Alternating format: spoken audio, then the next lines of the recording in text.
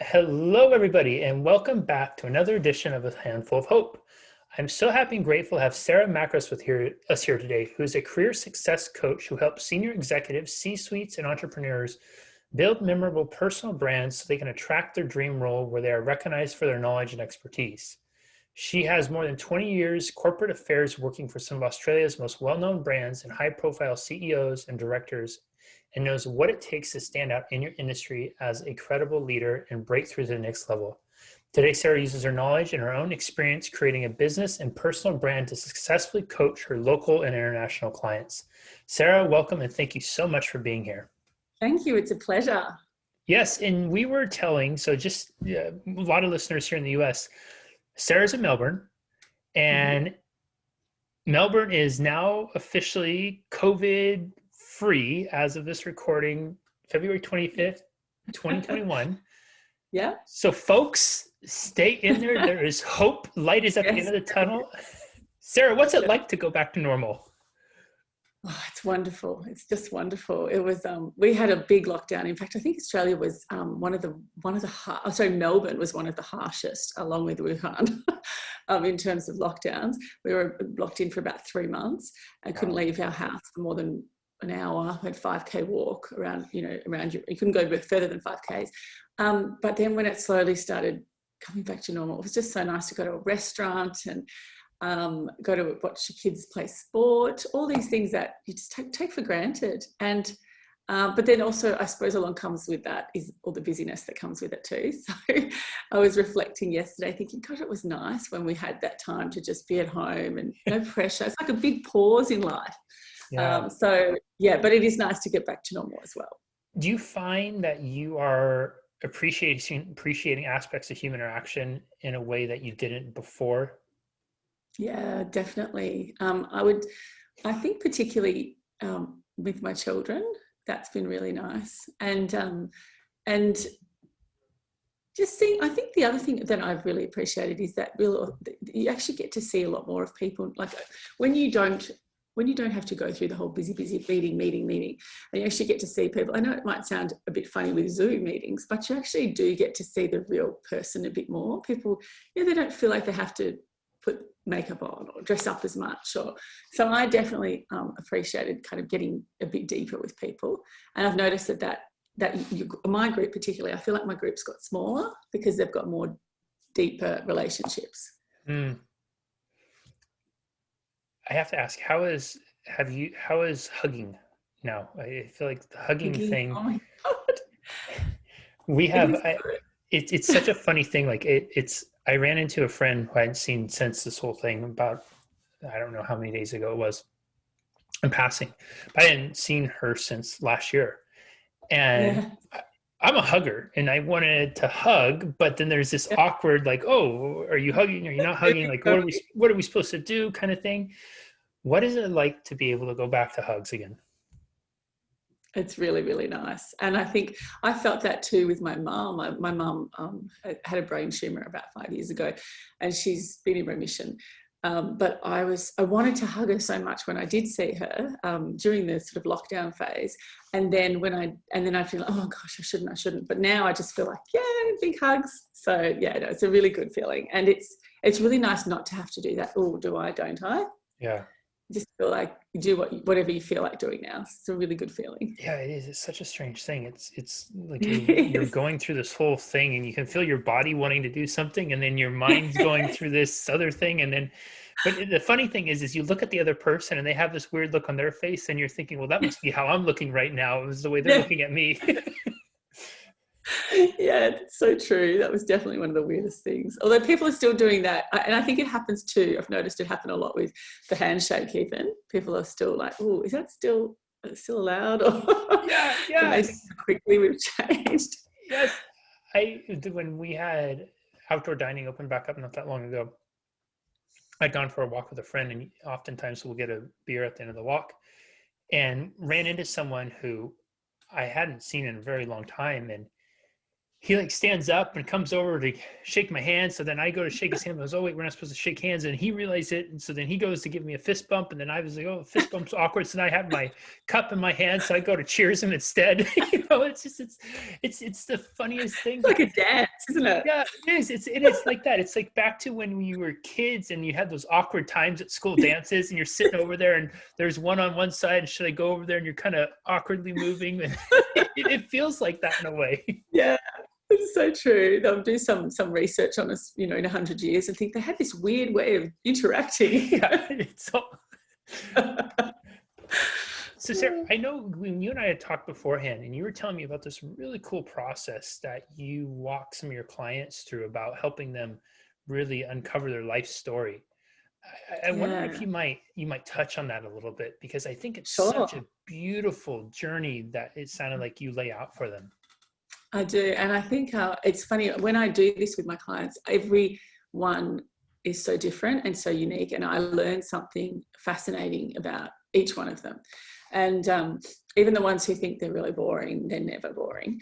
But so basically I get them to think about their life in decades. And so, say they're 60, 0 to 10 and so forth.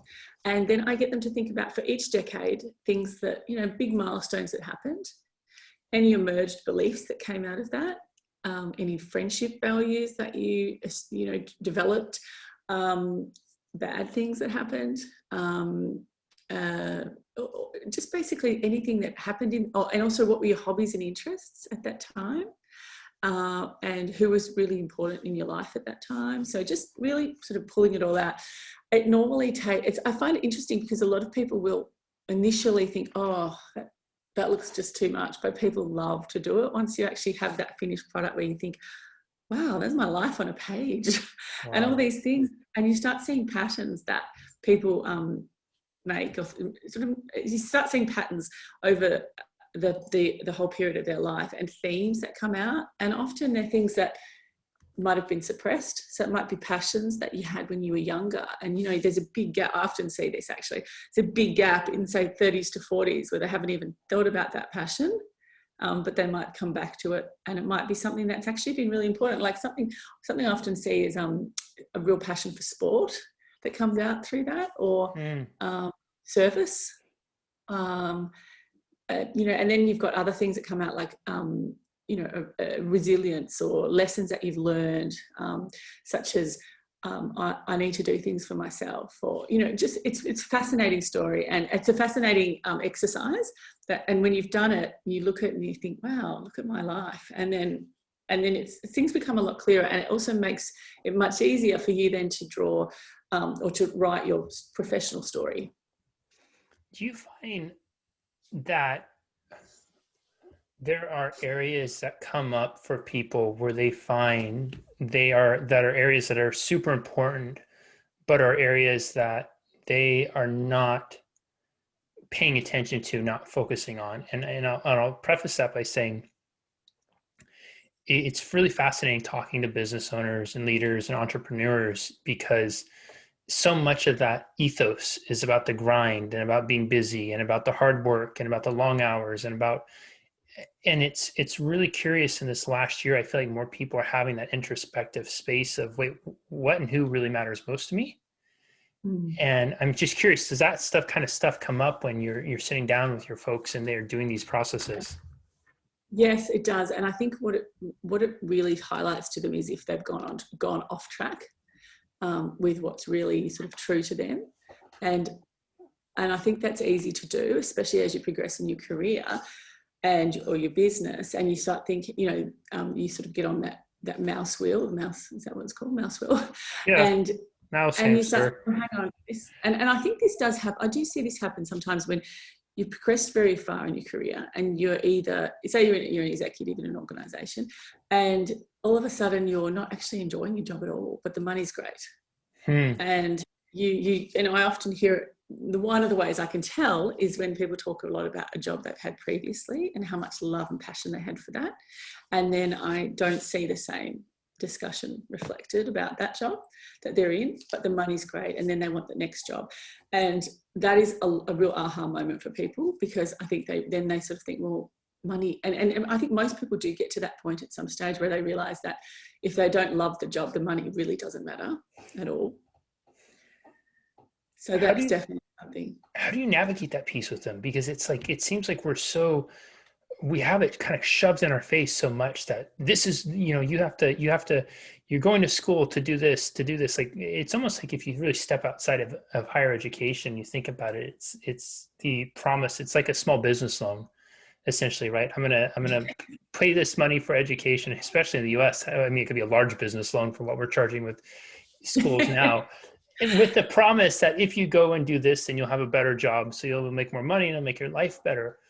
So how do you navigate that piece with people when there's so much has been driven about getting to this and what success means, and all of a sudden they're at this point where they're doing what they think they're supposed to do, they're making the money that they've been told that they think they're supposed to make to be successful, only to realize that there's this other piece of life that just is missing for them?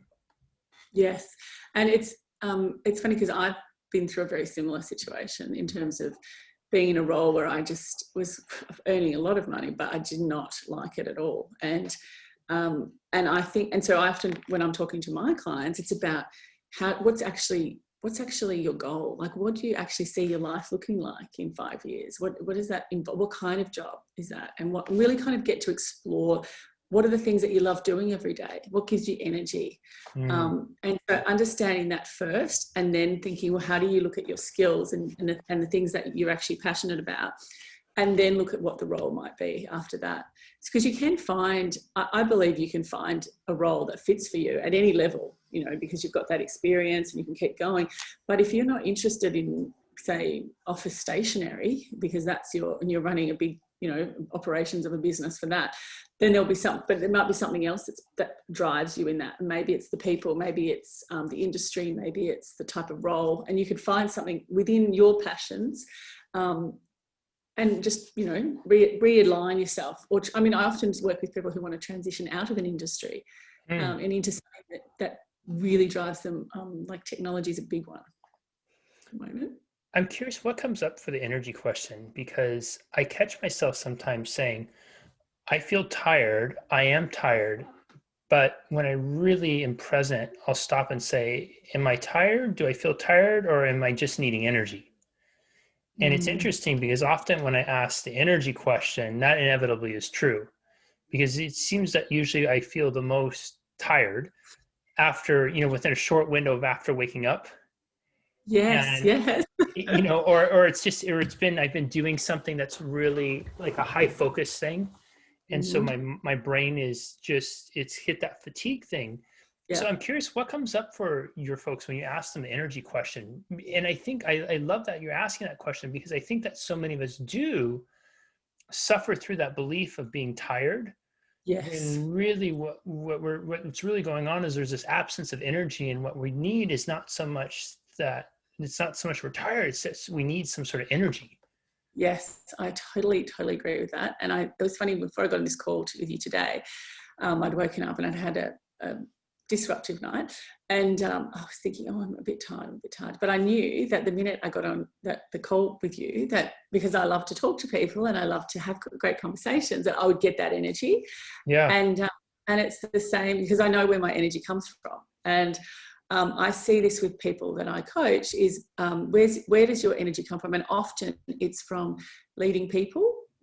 And if that's where the energy comes from, then you could be working in lots of different fields, or your energy might come from working through really complex problems. So there's lots of understanding that side of it. What other problems people can say they get energy from being with their family, obviously, doing sport, leading service, stuff like that. I find are the most common, but definitely I find the most common is probably the leadership piece, the empowering other people. It's always so amazing too how you'll have people who are at the tops of company, heads of game, big leadership positions. And I think that I love these kinds of conversations because it humanizes the title. I think sometimes when we see the title, president, CEO, whatever it is, we have, if we're not there, we think, oh my gosh, they're so far removed from me, and that person is something different than me. But when we have these kinds of conversations and we hear these kinds of experiences, and wow, like a CEO of a company struggles with feeling tired. Boy, a CEO with a company might be dragging their feet and not necessarily like the work they're doing right now, or be wrestling with, is this really what lights my fire? And I love these kinds of conversations, and I so appreciate you having them, because for those of us who have aspirations to get there and aren't quite yet there, or those of us who are just on our own respective journeys, it's a reminder that this is such a human experience, right? It's such a human piece of being human, and that there is not that much difference between you and them. Maybe some behaviors and choices along the way, but it stands to reason that if you shift a few behaviors and make a few new choices, that you can rise to that same opportunity too. Yes, I totally agree with that. And one thing that I'm really passionate about is pushing through things that scare you. And that's made massive difference in my life and my business, is really finding those things that I almost search for them now. It's like a bit of an addiction, but I love, I find what's the scariest thing for me, right, that I could do right now. and go and like put it in the diary, right, that's what I'm doing. I don't mean jumping out of a plane, I mean more like, and I find that's a great way to build your confidence as well. So those sorts of, and people, no matter what level they're at, struggle with confidence. It really, there's no one I've ever met that I, as a client, who hasn't, actually in some form or another, at some stage in their career, suffered from, a lack of confidence, or, just that, where am I going? What's my direction? What's my next step? So I think, and I think that's to your point before, a lot of people think, oh, CEOs, or they never worry about anything. They're so, ironclad with confidence, but it's not always the case. And everybody, I mean, they say 70% of people suffer from imposter syndrome. So it's definitely something that people, do struggle with. And that's why I'm a big believer in that. Push yourself out there, find the things that scare you, and just keep going, do them, find some more, do them. And that confidence comes. On the topic of scaring you, what have you done lately? What is something you've done lately that had scared you, that you've done recently? I know I just kind of said that two different ways, but I think you understand what I'm meaning. This is what happens when I talk before the thought is formally formed. And what scares you right now that is something that you're working on doing or wanting to do in the near future? Mm-hmm. Okay, so about 5 months ago, I decided that I was going to start doing live webinars, and it was the first one I've ever done, and I was terror barrier big time, and I was so I was really nervous. I just kept watching the registrations, I was like 400, and it was from all around the world. And I was thinking, oh my God, what am I going to do? And I was just so nervous. And anyway, but I knew I was going to be nervous on the first one. So I thought, okay, that's fine. So I signed up to do 4 more straight away before I'd done the first one, just so that I sort of had that, as I knew by the time I did them, I would feel a lot more comfortable. So that's probably the most recent thing I've done that's scary. And then I've just recently signed up with, I've recently decided, the most recent one that I'm going to be doing, so I haven't done this yet, is I've just working with somebody at the moment to start doing a lot more speaking engagements. And I've never been somebody who really loved the stage much, except when I was a kid, of course, and I wanted to be, Madonna. Yeah. But yeah, so that's my next scary thing. I love that. I love that. And I appreciate those too, because again, it humanizes the piece of it, right? It's like, gosh, what is the number one fear across all humanity is public speaking. And so here's somebody who's working with these leaders and helping them navigate these pieces and facing that fear of having that thing that you're scared of public speaking. And the video thing too, gosh, it's something I've heard that over and over. And it's funny because I don't think we ever really appreciate enough the vulnerability piece of being on video like that, especially in a live setting where there's not a post, there's not able to go back and correct it or edit it. And when it broadcasts out like that, because this has become such a normalized piece of how we communicate now. Yes. Oh, I'm just going to Zoom, going to FaceTime, whatever it is. It's funny. Somebody asked me if you wanted to FaceTime the other day, and I was, oh wait, you mean not Zoom? You want to actually FaceTime? This is like a whole nother. But yeah, I love that. So and so once you did those webinars and you had this thing that scared you, doing the live webinars, you go through, you do the one, you signed up to do 4 more right afterwards. What changed in you afterwards? Like, what was the new experience of how you viewed webinars and life beyond that? Yeah, that was amazing, because once I'd done it, once I got through that terror barrier, the next one was easier, the next one was easier. And now I actually get really excited. Really? And that's such a, I actually feel completely, I'm like really excited. And then when I don't have one on my diet, my plan for the next few months, I'm like, oh, I have to have one. Sort of just have that knowledge that I've got another one coming. So I think, and also I also want to, one of the reasons I do all this is because I help people push themselves out there and build their brand. So I feel like I need to go through all of those experiences as well. And coming from a PR background, we were always very much in the background, and you were never to be the story. But that's all changed these days. Everyone's expected to be out there and building their profile. So that's part of the reason. And I think I don't want to I don't want to suggest anything to my clients if I haven't actually done it myself and been through those things. And yeah. I'm sure your clients appreciate it more that you've walked through the fire that you're asking them to navigate through themselves. Yes, I hope so. So breaking through to the next level, I'm wondering, has that evolved in the last year? In meaning that, I think like that next level piece was always kind of this thing that we would throw out there, and we innately knew what the next level is for us. But going back to this introspective pause time that we've had, and some of the folks after they do their life story and they're looking at these pieces that may be out of alignment, do you find that for them their next level has evolved or is evolving now? Yeah, I do. And I find people, they get a clearer picture. They might have had an inkling or a thought in their mind thinking, oh, I think I want to go and do this. I'm not really sure. But then when their story comes to life, and it's a lot more of an aha moment, okay, that is actually the direction I want to go down. And then we sort of build around that. And often those, and I encourage my clients to build up their message banks in terms of, what are the messages associated with those particular things that you want to be known for. And when you found your passion, that message bank is really easy to create. Because it just comes naturally to you. So yeah, I feel like that next level is about aligning your passions and the things that give you energy. And I think more so with going through the whole COVID process, people are now thinking, what is it that I want from the companies I work for as well? So there's a lot more of a focus on I want it to be a fair company, or I want it to be a company that looks after its people, or there's just a definite switch from that, or not switch, but shift in that space. That's awesome to hear. That's what I feel like too, is it's got to be something where in the post-COVID world, companies are going to value employee wellness, employee mental health, employee well-being at ways they never have before, because that's going to be such a present before.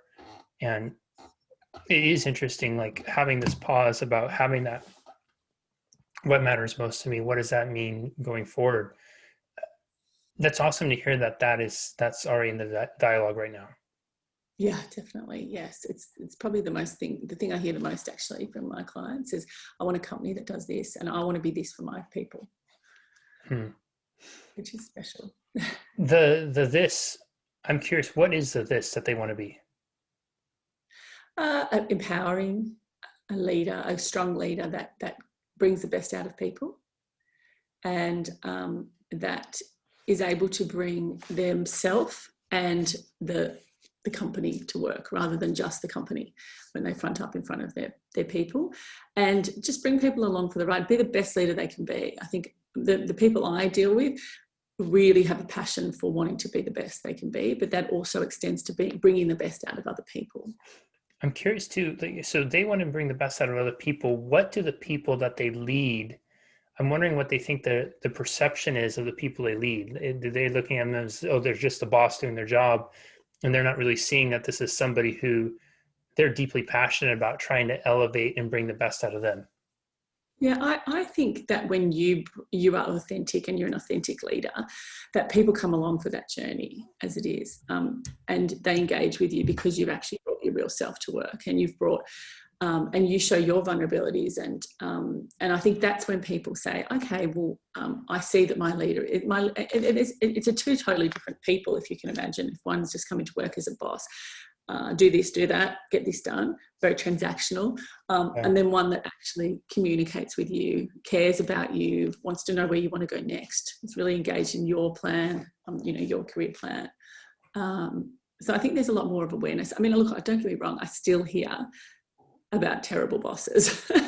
There are definitely some terrible bosses out there, and some terrible things. And I think there are some fallouts from COVID, particularly around people who are looking for roles. There's a lot more people in the market, and so therefore you've got some bad leadership around people not getting back to people who are applying for jobs, or being told things that, ageism even. There's some real sort of discrimination. There's a lot of issues that have come from it, but there's also a lot of benefits around the people who actually are good at what they do and wanting to become even better leaders. And bringing that, I think, because we've all worked from home for so long, people sort of see that other dimension now in their teams' lives as well, and they want them to understand that they understand it as well. It's funny you mentioned ageism. I was on a mastermind call last night, and that came up in the call about experiencing it and having this, feeling still so young and childlike inside, but recognizing the body and the brain aren't quite operating in the way they used to. And it's one of those things that seems like we try to sweep under the rug sometime, or we don't want to confront it, and it's the elephant in the room. It sits over there with grief, with sadness, with all those other things that are kind of out of the wheelhouse of what we think is acceptable or what's uncomfortable for us to try to deal with in the moment. Yes. And it's such an important piece to address, right? Because it's like, I often wonder, like, how are we supposed to get the best out of our people if we're not helping our people feel the best about themselves? Yes, right? Totally agree. And if there's this piece going on with that, and we're kind of like, again, sweeping under the rug, I was telling somebody the other day, what happens when the wind blows after you sweep a bunch under the rug, you have dirt everywhere, right? And it doesn't take much to have the wind come blowing through and bringing these things up. And so I don't know if you ever get into that with your clients about how do they engage in these difficult conversations with the people they work with around sensitive topics like that. I think it is a difficult and sensitive topic, and I think that what I see the most is ageism from recruiters at times. So people for a role, and I didn't even know this, but that until I started doing a bit more research around ageism, because I find it a fascinating topic, because we're all aging, and no one's going to stay at, unfortunately for us, no one's going to stay at 20. But people, there was a stat yesterday that I read that one of the ways recruiters discriminate against people looking for a role around ageism is if they've got an AOL or Hotmail email address. I was like, what? Okay, right. Oh my God. I still use a Hotmail email address. Oh no, we don't go for a role and put it on there, will you, on your resume? Oh shoot. So that shows your age apparently, and you only have to be over 40 to be able to potentially suffer from ageism. So it's some fascinating, and recruiters have different ways of writing ads targeting younger people without there's all these little hidden things that people can say, and recruiters can say about how to iron people out who aren't the right age for them and their roles. So there's definitely it's definitely a big issue. Sarah, we're coming up on our time, and before I ask my final question, where's the best place for people to find and connect with you online? Sure, I'm on LinkedIn, Sarah Makris. Also on Instagram at Sarah Makris Australia, and my website, which is sarahmakris.com.au. Perfect. So I'd love to connect with anyone. Awesome. We'll make sure all that's in the notes and everything. And Sarah, you had mentioned a moment ago about being an authentic leader. And I find that there's a lot of folks who I will engage with and are reaching out about becoming authentic leaders, wanting to be a more authentic leader.